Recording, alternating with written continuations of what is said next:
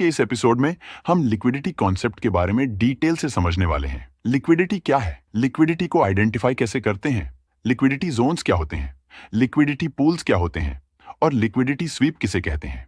तो वीडियो बहुत ज्यादा इंपॉर्टेंट होने वाली है, इसलिए आपको वीडियो को ध्यान से एंड तक देखना है, तभी आपको सब कुछ अच्छे से समझ आएगा। तो चलिए वीडियो को स्टार्ट करते हैं। आप वीडियो को एक लाइक कर दीजिए और अगर आप इस चैनल पर न्यू हैं तो चैनल को भी सब्सक्राइब जरूर करिए। सबसे पहले हम लिक्विडिटी क्या होती है इसे एक बहुत ही सिंपल तरीके से समझ लेते हैं।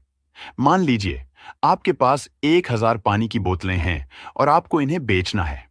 आप एक क्रिकेट स्टेडियम में जाते हैं, लेकिन उस समय वहां कोई मैच नहीं हो रहा होता। पूरे स्टेडियम में मुश्किल से 8 से 10 लोग होंगे, कोई खरीदने वाला भी नहीं मिलेगा और आपकी बोतलें बेचने में काफी समय लग जाएगा।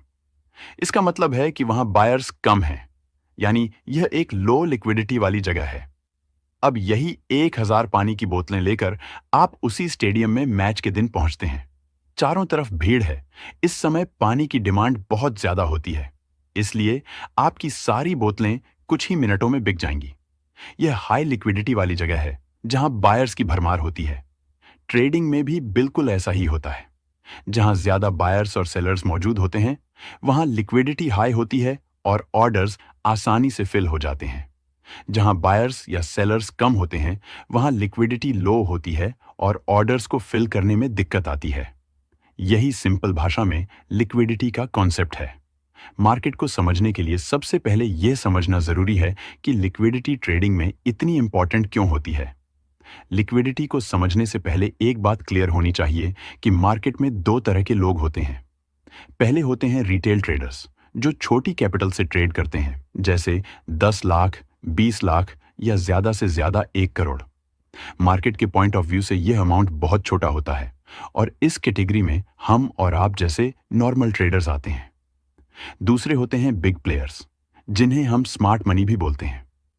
इनके पास बहुत बड़ा फंड होता है, इसीलिए ये लोग 50 करोड़ से लेकर हजारों करोड़ तक ट्रेड करते हैं। इनमें बैंक्स, हेज फंड्स, एफआईआईज और डीआईआईज शामिल होते हैं। मतलब मार्केट में बेसिकली दो ही कैटेगरीज एक्टिव होती हैं, रिटेल ट्रेडर्स और बिग प्लेयर्स। अब ध्यान से समझना जो मैं आगे एक्सप्लेन कर रहा हूं। रिटेल ट्रेडर्स के ऑर्डर्स छोटे होते हैं, इसलिए उनका बाइंग या सेलिंग इजीली फिल हो जाता है। लेकिन बिग प्लेयर्स के ऑर्डर्स इतने बड़े होते हैं कि वो इजीली फिल नहीं होते। इसी वजह से बिग प्लेयर्स हमेशा लिक्विडिटी ढूंढते हैं, वो जगह जहां उन्हें बायर्स या सेलर्स मिल सकें, ताकि उनके हेवी ऑर्डर्स एग्जीक्यूट हो सकें।